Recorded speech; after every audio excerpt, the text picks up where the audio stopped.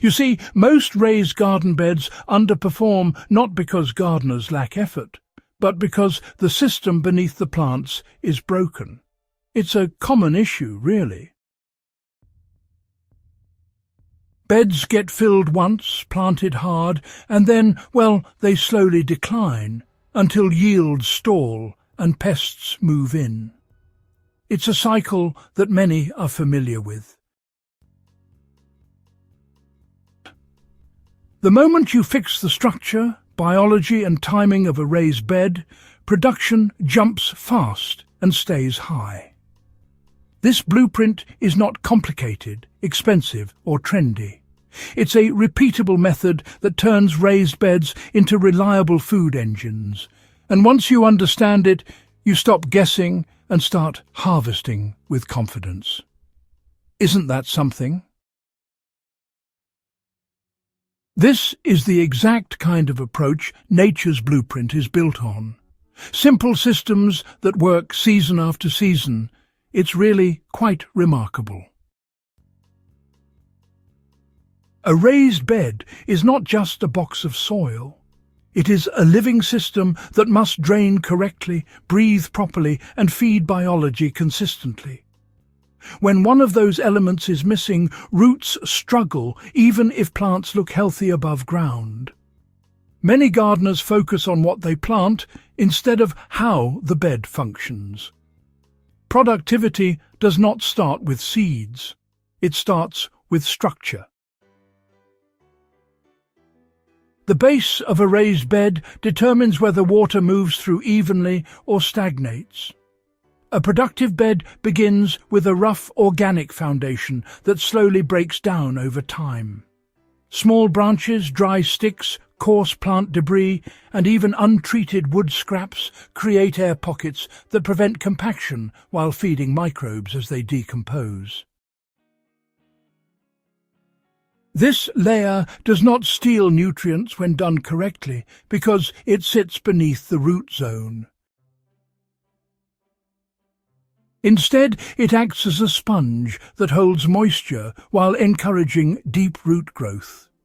Beds built this way stay loose for years without constant turning. Raised beds fail when soil becomes inert. A productive mix balances drainage, nutrition, and microbial life. The most reliable blend uses equal parts finished compost, garden soil, and a drainage component like coarse sand or aged wood fines. This combination holds moisture without drowning roots and provides immediate nutrients without burning plants. Compost should make up no more than 1/3 of the total volume. Too much compost causes collapse over time and nutrient imbalance.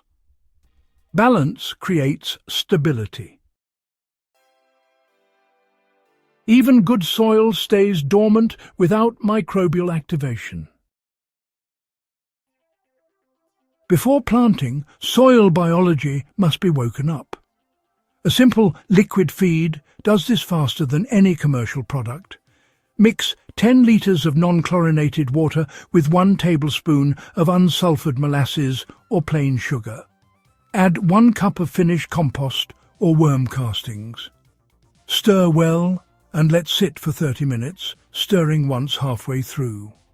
Water the bed evenly using the full mixture.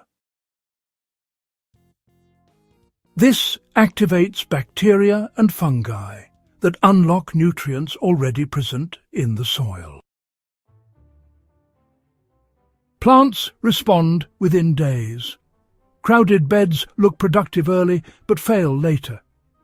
Roots compete before leaves do. Proper spacing allows air movement, deeper rooting, and stronger stems. Raised beds reward discipline. Fewer plants often produce more food because each plant reaches its full potential. Think in terms of mature size, not seedling size. Raised beds magnify mistakes, but also magnify correct decisions. A raised bed produces best when plants occupy different vertical layers. Deep-rooted crops pull nutrients upward. Shallow-rooted greens fill space quickly. Vining plants grow upward instead of outward. This approach increases yield per square metre without stressing the soil. The key is timing. Fast crops finish before slower ones demand full space. Nature never wastes vertical space, and neither should your beds.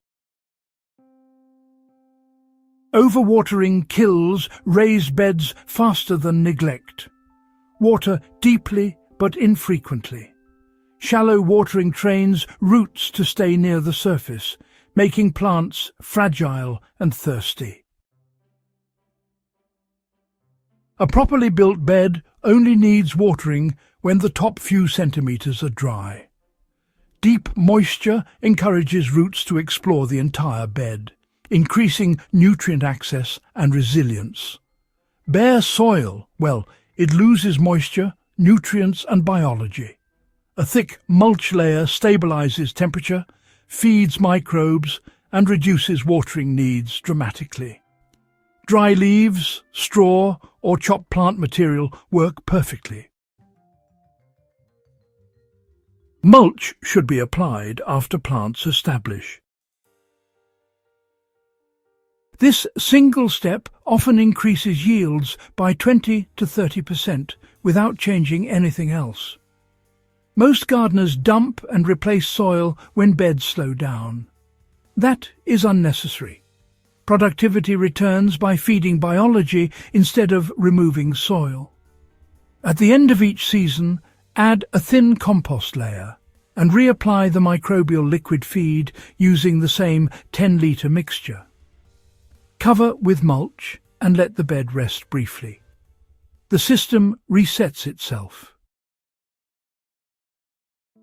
So, why do raised beds outperform ground gardens when done right? Well, raised beds warm up faster, they drain better, and they allow for really precise control over the growing environment. When structure, biology and spacing all come together, yields increase with less labour. The blueprint works because it follows how soil functions naturally, rather than, forcing results. This approach scales easily from a single bed to an entire garden, without changing the core principles. Beds that are built correctly simply do not shut down. Cool season crops thrive in the same soil that summer crops used. Microbial life adapts as long as it's fed. And with just a bit of protection, raised beds can produce food nearly year-round in many climates. Productivity isn't just seasonal, it's systemic. That's why, honestly, simplicity always wins. Gardening tends to fail when systems get complicated. This blueprint removes the guesswork and replaces it with consistency. Once built, the bed does the work for you. If this guide helped you rethink how raised beds should function, go ahead and subscribe to Nature's Blueprint. Share this with a gardener who could use better harvests and help spread systems that grow food the way nature intended.